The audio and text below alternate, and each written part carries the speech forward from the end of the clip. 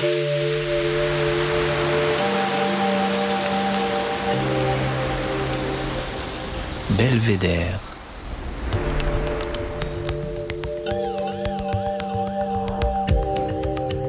Le podcast du département de l'Isère. Alors nous avons la chance aujourd'hui d'être en compagnie de Anne Caillol-Gérin, historienne de l'art, spécialiste du patrimoine dauphinois, qui est aussi une conteuse extraordinaire, qui va nous parler des châteaux de l'Isère. Alors quand on évoque ce patrimoine, on pense plus souvent à la Loire. Pourtant l'Isère est l'un des départements qui en compte le plus en France, avec environ 800 sites recensés par les archéologues, voire davantage. Des lieux chargés d'âme et d'histoire, auxquels sont associés beaucoup de personnages célèbres et de légendes. Mais on peut s'interroger au fond, qu'est-ce que c'est un château ? Bonjour. Effectivement, il y a beaucoup de châteaux en Isère et en Dauphiné plus largement. C'est d'autant plus difficile de les compter qu'on a tous dans la tête des images sur les châteaux. On voit des personnages dans des tenues historiques avec des perruques poudrées, on voit des gens à cheval avec des armures, des châteaux crénelés qui s'effondrent, des grands jardins. Mais c'est aussi beaucoup d'autres choses plus modestes. Et la question de base, c'est se dire, mais qu'est-ce que c'est au fond qu'un château ? Pourquoi est-ce qu'on dit château pour un bâtiment et pas pour un autre ? Alors, bien sûr, au départ, on est dans une logique de position, c'est-à-dire c'est un endroit qui est habité par un personnage et sa famille qui ont un rôle très particulier. C'est ce qu'on connaît au Moyen-Âge avec le château où habite le seigneur, qui dirige une contrée, qui a des pouvoirs de justice, qui perçoit des impôts, etc. Donc là, jusque-là, c'est encore à peu près simple. Là où ça se complique, c'est qu'il va déléguer parfois des portions de son domaine, il va déléguer des portions de son pouvoir, on va voir surgir des châteaux secondaires, on va voir surgir des maisons fortes, on va fortifier ou créer de toutes pièces des lieux habités mais fortifiés et puis qui seront abandonnés après. Donc les choses commencent à se diversifier assez tôt et ensuite on passe au temps des châteaux de plaisir, de plaisance, c'est-à-dire que la partie purement défensive, la partie qui est liée au fait non seulement de montrer qu'on est puissant, ça reste, les puissants aiment toujours montrer qu'ils sont puissants, mais quand on souhaite avant tout en faire un lieu où on peut passer des moments agréables, où on peut se récréer, où on peut recevoir, où on peut, oui, se donner du bon temps, dirons-nous. Alors là, ça devient compliqué parce que on va avoir beaucoup de gens qui vont se mettre à bâtir des éléments, des constructions qui vont être assez spectaculaires. Spectaculaires parce qu'on va commencer à mettre une tour, parce qu'on va se doter d'un grand jardin, mais ce ne sont pas tous des gens qui ont des fonctions de seigneurs ou qui ont des hautes responsabilités sociales et du coup, on va voir se multiplier effectivement ces résidences de qualité, pourrait-on dire, qu'on garde l'habitude d'appeler château, pour dire, voilà, c'est pas tout à fait le bâtiment commun, le bâtiment dans lequel tout le monde habite, hein. Et ça va tellement se diversifier que, quand on arrive, au XVIIIe et surtout au XIXe et au début du XXe siècle et en fait, ce sont tous les bâtiments, qui sont habités par des personnes qui ont des responsabilités un peu importantes, qui sont mais sans réflexion, sans qu'on décide quelque part de leur donner ce nom-là, mais qui sont usuellement traités de châteaux. Donc l'endroit où va habiter le médecin, où va habiter le maire, où va vivre le directeur de l'usine, bah, très vite on dit c'est le château un tel en lui donnant le nom du propriétaire. Et on a donc comme cela une floraison de châteaux avec des bords un peu flous. Parce qu'il faut bien le dire, si on veut faire une liste, eh ben, ça va être difficile de mettre une frontière pour dire ça c'est un château et ça l'est pas, si on décide de regarder au travers des siècles. Alors nous avons en Isère un certain nombre de châteaux que l'on peut visiter toute l'année ou sur rendez-vous, lors des journées du patrimoine ou à d'autres occasions. Mais beaucoup se contentent de figurer dans le paysage et conservent tout leur mystère. Pourquoi cette fascination ? Oui, c'est vrai, ce sont des bâtiments qui sont vraiment des marqueurs dans le paysage. Ça donne un caractère particulier à une vallée, à un flanc de montagne. Alors, ça peut être sous forme de ruines, ça peut être sous forme de lieux habités, voire de lieux accessible dans lequel on peut aller, déjeuner ou visiter. Et puis, ce sont de formidables supports de rêverie, d'imagination, parce que c'est évidemment des lieux privilégiés pour, chacun se fantasmer des vies que nous n'avons pas, ou pour se rappeler de personnages célèbres qui sont venus ou qui sont pas venus, mais c'est comme toujours, on ne prête qu'aux riches, hein, donc voilà. On a tendance à dire qu'il y a des chambres du roi et que tel roi est passé ici, puis il est passé là. Puis si on fait le compte pour ce pauvre roi, on se rend compte qu'il a dû vivre au moins 250 ans pour dormir dans toutes les chambres du roi qu'on lui attribue. Bon, c'est juste un peu excessif, c'est pas bien grave. Ça veut juste dire que dans un château, on prévoyait toujours une chambre d'apparat au cas où le roi ou son représentant passe pour pouvoir l'accueillir dans de bonnes conditions. Voilà, donc c'est vraiment des endroits qui titillent notre imagination. Alors quand c'est en ruine, bah, bien sûr, là où nous sommes les héritiers aussi de la période romantique, le charme des ruines est une réalité. Et quelquefois, eh bien, il y a des bâtiments qui tirent l'essentiel de ce qui nous plaît, de ce qui nous parle aux yeux, du fait qu'ils sont abîmés, qu'ils sont en ruine. Alors il faut trouver un équilibre si on décide de les restaurer, pour ne pas les dépouiller de ce charme, pour ne pas les transformer et se retrouver déçus. Et puis il y en a d'autres qui sont en bon état, qui ont été bien entretenus ou qui ont été très bien restaurés et où là, eh bien, on est dans l'inhabituel, on est dans une autre vie. Et c'est vrai que, bah, on a des défilés de personnages qui nous passent sous les yeux, avec, toutes sortes de gens célèbres. Alors là aussi, on a tendance à beaucoup raconter, hein. On a souvent des châteaux avec, des caves importantes parce qu'il faut, conserver le vin, conserver les provisions comme partout et on sait bien ce que ça devient les caves importantes, pour peu qu'elles soient un peu profondes et puis qu'on en ait bouché une pour agrandir celle d'à côté. On commence à avoir des rumeurs sur un souterrain, sur la communication avec une sortie à l'extérieur, sur la belle demoiselle qui a fui par le souterrain poursuivi par le méchant seigneur, etc. Et les idées se montent et les légendes se créent. Et ça fait aussi partie du charme des châteaux. C'est-à-dire qu'il y a l'histoire telle que les archives nous la racontent, et puis il y a tout ce qu'on met nous autour de vécu, d'humain, d'imaginé, et qui font partie du plaisir. Donc il ne faut pas s'en priver. On voudrait que les murs se mettent à parler parfois.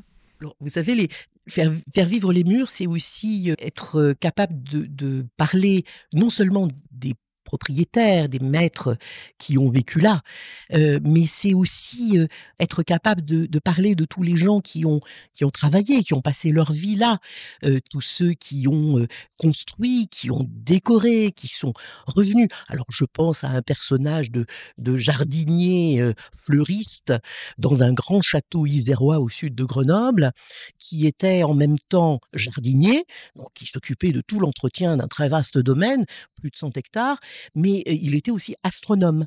Et donc il avait construit des instruments d'astronomie, il observait le ciel et il correspondait au XVIIe siècle avec un certain nombre de grands savants de son époque pour faire part de ses observations. Je ne suis pas sûre que quand vous mettez les pieds dans le parc du château de Visil, vous pensez à ce monsieur Osias Féronce, Féronce en plus, le pauvre, pour un jardinier, avoir ronce dans son nom. D'un côté, il taille les orangers, il comble les trous, il sable les allées, et de l'autre, il fait des observations sur l'ensemble des astres et de leur parcours. Donc on a des choses de ce type-là. Après, il y a bien sûr toutes les légendes familiales hein, qui se mettent en place. Alors, tout le monde connaît la légende de Mélusine. C'est l'occasion d'ailleurs de très fortes querelles, puisque Mélusine est revendiquée aussi dans d'autres secteurs de la France.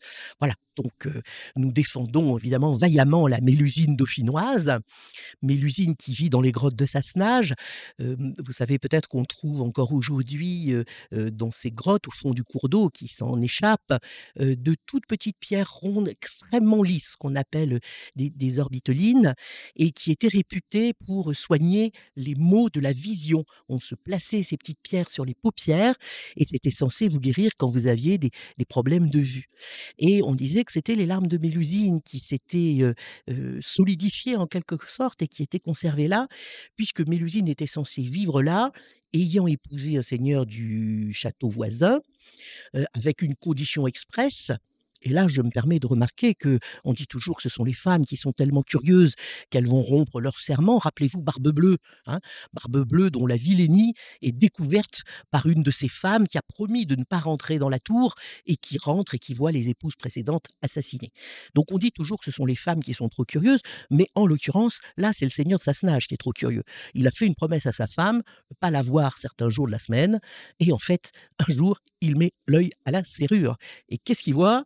Eh bien, sa charmante jeune épouse a une splendide queue de poisson et nage dans un baquet. Ça a dû lui faire un choc, le pauvre homme, on l'imagine bien. Donc le mariage est assez mal fini, mais Mélusine est restée en tant que protectrice. Voilà, donc on parle de lieux où l'ombre de Mélusine vient gémir quand il y a un décès qui se profile au sein de cette famille des Béranger-Sassenage.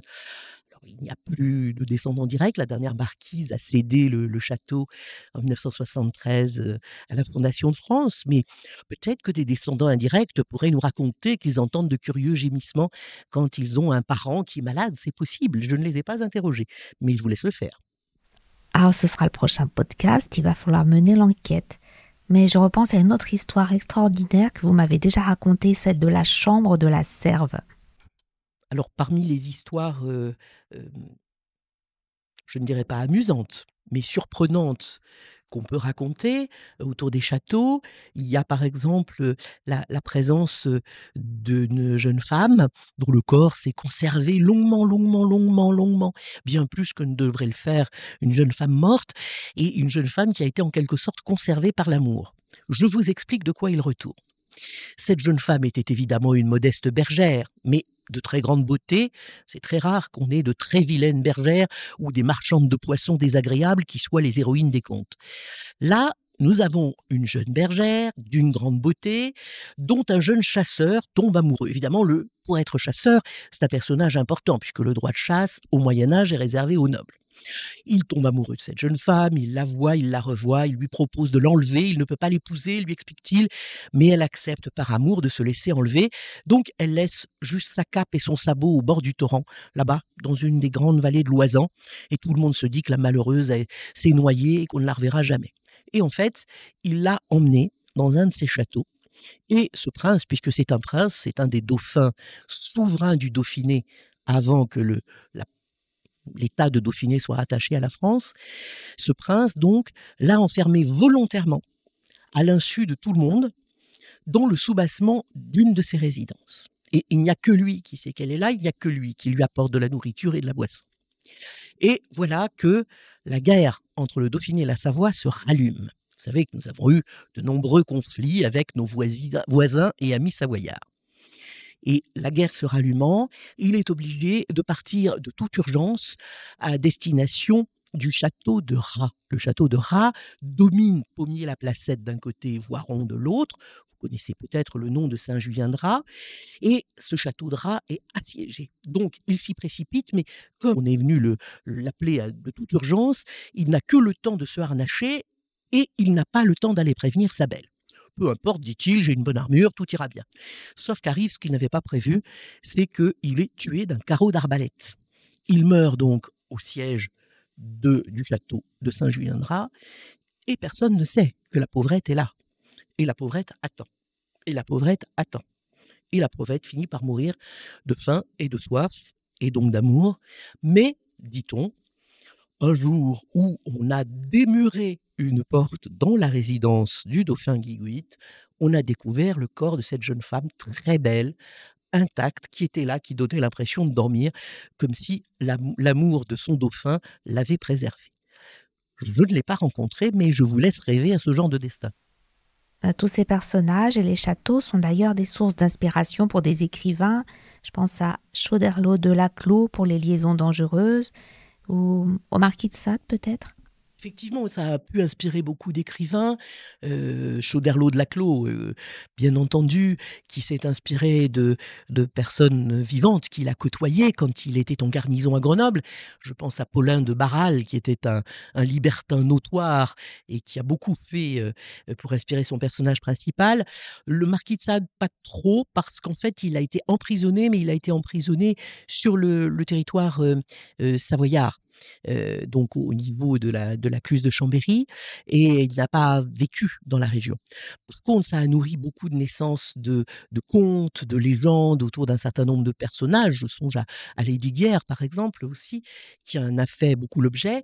Et puis, au XIXe siècle, au moment où on redécouvre l'histoire régionale, en même temps, il y a l'histoire de France qui est enseignée partout, la même, hein, tout le monde dit nos ancêtres les Gaulois, et en même temps, dans chaque région, il y a des sociétés qui se créent, des érudits qui se lancent et qui redécouvrent l'histoire régionale, qui fouillent les archives, qui interrogent, et on voit à ce moment-là des gens comme le couple Drevet qui écrit et qui publie des histoires, parfois des histoires complètement inventées, parfois des histoires seulement embellies sur la belle Madame de Tencin, sur le dernier amour de Louis XV, sur Isérette, la belle bergère, etc.